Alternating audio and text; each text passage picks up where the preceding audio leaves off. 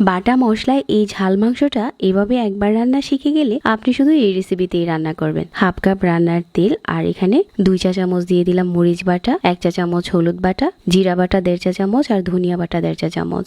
পেঁয়াজ বাটা দিয়েছি 2 টেবিল চামচ, স্বাদ মতো লবণ, আর 1 টেবিল চামচ গরম মশলা। ভালো করে সবগুলো মশলা একসাথে করে হাতে মিশিয়ে নিয়েছি।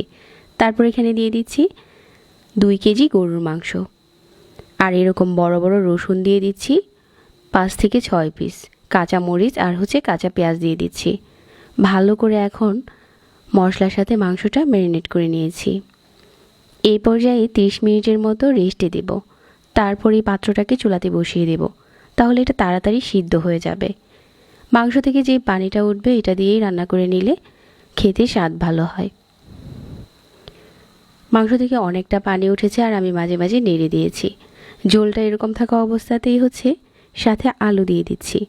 একদম পানি ছাড়া এই রান্নাটা করেছি, তবে পুরোটা সময় জুড়ে চুলার আঁচ একদম কম ছিল। এখন আলুটা সিদ্ধ হয়ে গেছে। চুলা থেকে নামানোর আগে পেঁয়াজ বেরেস্তা ছড়িয়ে দিয়েছি। কোনো রকম বাগার দেওয়ার বাড়তি ঝামেলা ছাড়া এই রেসিপিতে একবার রান্না করে দেখতে পারেন।